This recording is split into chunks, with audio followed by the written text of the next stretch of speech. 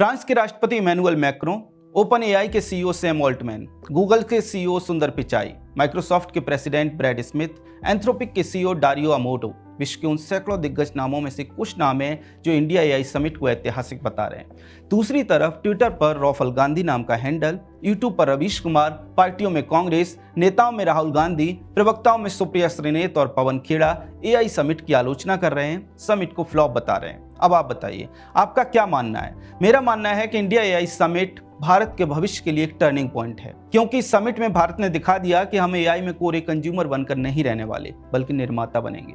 हम अमेरिका और यूरोपीय देशों पर एआई के लिए निर्भर नहीं रहेंगे, बल्कि एआई में भी आत्मनिर्भर बनेंगे। दोस्तों, पश्चिमी देश जब एआई में तेज रफ्तार से आगे बढ़ रहे हैं, उस समय भारत का ऐसा निर्णायक कदम बहुत महत्वपूर्ण है, क्योंकि एआई ऐसा सेक्टर है कि कुछ साल पीछे रहने पर कई दशक पीछे जा सकते हैं। इसलिए भारत ने पीछे रहना नहीं, बल्कि आगे आकर आत्मनिर्भर बनना चुना है। आप कल्पना कर सकते हैं कि इस समिट में भारत ने अपने खुद के 3 एआई मॉडल लॉन्च किए हैं, जो कि पूरी तरह से भारत में बने। सर्वम एआई तो पूरी दुनिया में चर्चा है। कई पैरामीटर पर सर्वम चैट जीपीटी और जेमिनाई जैसे टॉप एआई मॉडल को भी पछाड़ देता है। इसके अलावा इस समिट में भारत ने एआई के इकोसिस्टम को लेकर अपनी एक दिशा तय कर दी है। दुनिया भर की बड़ी आईटी और एआई कंपनियों ने भारत के एआई में निवेश का ऐलान किया है। रिलायंस जियो ने $110 बिलियन एआई इंफ्रा में लगाने का ऐलान किया है। माइक्रोसॉफ्ट ने 50 बिलियन इन्वेस्टमेंट का ऐलान किया है। गूगल ने 15 बिलियन के इन्वेस्टमेंट और अडानी ने $100 बिलियन के इन्वेस्टमेंट का ऐलान एआई इंफ्रा में किया है। इसके अलावा जैसा कि मैंने आपको पहले भी बताया था कि एंथ्रोपिक ने भारत में अपना पहला ऑफिस खोल लिया है और पूरे देश में अलग अलग एआई कंपनियों से पार्टनरशिप का ऐलान कर दिया है। टीसीएस एंड एएमडी ने बड़े स्तर पर एआई इंफ्रा डेवलप करने की बात कही है। इन्फोसिस और एंथ्रोपिक ने टेलीकॉम, फाइनेंस और मैन्युफैक्चरिंग में एआई एजेंट डिप्लॉय करने का ऐलान किया है। पैक्सटन लेड ग्रुप ने इंडियन एआई क्लाउड न्यासा में $600 मिलियन इन्वेस्ट करने का ऐलान किया है। और ये तो कुछ भी नहीं है, भारत सरकार ने 38,000 जीपीयू ऑनबोर्ड करने का ऐलान किया है। आप कहेंगे कि ये क्या होता है? देखिए, ग्राफिक्स प्रोसेसिंग यूनिट एक सुपर पावरफुल कंप्यूटर चिप होती है जो एक साथ बहुत बड़े डेटा सेट को प्रोसेस कर सकती है। एआई मॉडल को ट्रेन करने के लिए इसकी जरूरत होती है, क्योंकि नॉर्मल चिप पर एआई मॉडल को ट्रेन करने में कई साल लग सकते हैं। दूसरा सवाल है कि इस एआई स्टार्टअप को क्या लाभ होगा। देखिए, 65 रुपए प्रति घंटे की कीमत पर इन जीपीयू को एआई स्टार्टअप और एआई कंपनियों को सरकार रेंट पर देगी। जीपीयू की कीमत के मुकाबले ये रेंट बहुत कम है, लगभग 70% कम है, लेकिन सरकार ये करेगी जिससे कि वे अपने एआई मॉडल बना पाएं।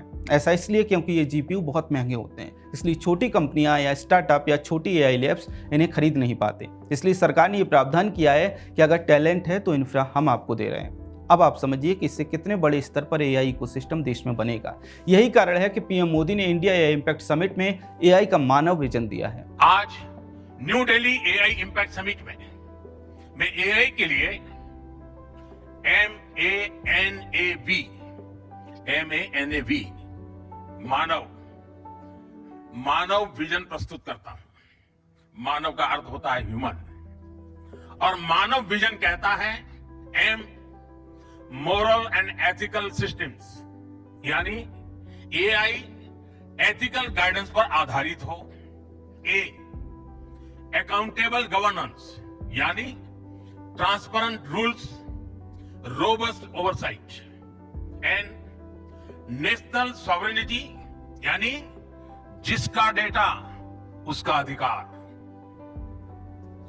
ए एक्सेसिबल एंड इंक्लूसिव, यानी एआई मोनोपोली नहीं, मल्टीप्लायर बने। वी वैलिड एंड लेजिटिमेट, यानी एआई लॉफुल और वेरीफाइबल हो। भारत का ये मानव विजन 21वीं सदी की एआई आधारित दुनिया में मानवता के कल्याण की अहम कड़ी बनेगा। दोस्तों, पीएम मोदी सॉवरेन एआई की, इंक्लूसिव एआई की, एआई में आत्मनिर्भरता की बात बार बार क्यों कर रहे हैं? क्यों उन्होंने ग्लोबल साउथ का पहला एआई इम्पैक्ट समिट इंडिया में इतने बड़े स्तर पर कराया? उसका कारण यह है कि इंडिया एआई का सबसे बड़ा मार्केट बनने जा रहा है। जी हाँ, चैट जीपीटी पर 100 million weekly active user India से हैं। इसी तरह से गूगल जेमिनाई हो या फिर क्लॉड, इन सभी टॉप एआई मॉडल के दूसरे नंबर पर सबसे ज्यादा यूजर इंडिया से हैं। मतलब ये कि इंडिया बहुत बड़े स्तर पर एआई को कंज्यूम कर रहा है। ऐसे में अगर हम कंज्यूम ही करते रहे तो फिर दूसरे देशों पर डिपेंड हो जाएंगे। इसलिए पीएम मोदी ने सॉवरेन एआई की बात बार बार की है। एलएलएम मॉडल सर्वम में हमने ये करके भी दिखा दिया कि हम वैश्विक स्तर का सॉवरेन एआई मॉडल बना सकते हैं। तो इतने बड़े कंज्यूमर मार्केट के लिए ये एआई समिट ऐतिहासिक ही है। बाकी एआई को लेकर देश में क्या क्रेज है, इसका अंदाजा आप इसी से लगा लीजिए कि एआई समिट में लगभग 4 लाख लोग पहुंचे थे। दोस्तों, वैश्विक मीडिया में पिछले 4-5 दिन से इंडिया का एआई समिट छाया हुआ है। यह अलग बात है कि भारत विरोधी लॉबी ने पूरी कोशिश की कि समिट को बदनाम कर सकें, समिट के बारे में नेगेटिव खबरें प्लांट करवा सकें, लेकिन समिट को फ्लॉप करवाने में वे बुरी तरह खुद ही फ्लॉप साबित हुए, क्योंकि एआई इंपैक्ट समिट अब तक के सभी एआई समिटों से भी बहुत बड़ा हिट साबित हुआ है। वैसे कांग्रेस पार्टी ने अभी पूरी कोशिश की समिट को बदनाम करने की। कभी गलगोटिया के रोबोडॉग के नाम पर, कभी किसी और बात पर उन्होंने खूब रोना धोना मचाया। लेकिन लगता है कि कांग्रेस का इस तरह से छाती पीटना देश के लिए शुभ होता है। कैसे?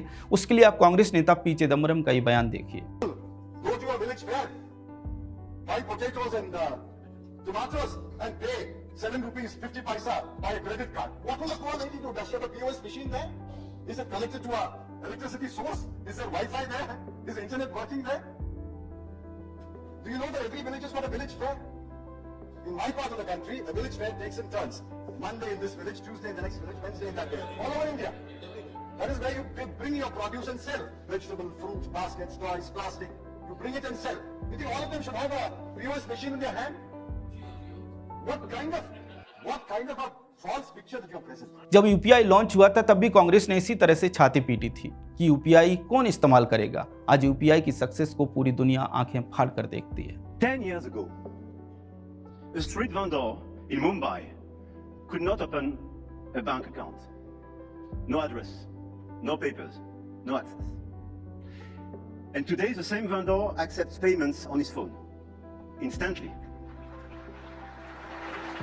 ऐसे में कह सकते हैं कि कांग्रेस के विलाप के बाद, विरोध के बाद, रौने धोने के बाद जितना बड़ा हिट यूपीआई हुआ, आने वाले समय में एआई के सेक्टर में भी भारत उसी तरह का कारनामा करता हुआ दिखाई दे तो चौंकी मत। खैर, ग्लोबल साउथ को एआई में नेतृत्व देते हुए भारत ने एक बार फिर साबित कर दिया है कि भारत वैक्सीन की तरह ही एआई में भी आत्मनिर्भर बनेगा और ग्लोबल साउथ को नेतृत्व भी देगा। यही कारण है कि आज देश के आम लोगों में, या फिर जिन लोगों का टेक की दुनिया से कोई संबंध नहीं है, एआई से कोई संबंध नहीं है, वे लोग भी इस समिट को पॉजिटिविटी के साथ देख रहे हैं। इसे देश के लिए एक बड़ी उपलब्धि के तौर पर देख रहे हैं। देश के आम लोगों का सेंटिमेंट यही कहता है कि इंडिया एआई समिट ने एक बार फिर भारत के बढ़ते वैश्विक प्रभाव को नई ऊंचाई दी है। तो कह सकते हैं कि global AI impact summit blockbuster साबित हुआ है। लेकिन याद रखिए, हमने अभी शुरुआत की है। अब देखते जाइए कि आगे आगे क्या होता है। खैर, समिट को लेकर आपका क्या विचार है, कमेंट सेक्शन में हमें जरूर बताएं। अगर आपको हमारा कंटेंट पसंद आता है तो हमारे चैनल को सब्सक्राइब भी कर लें। जय हिंद।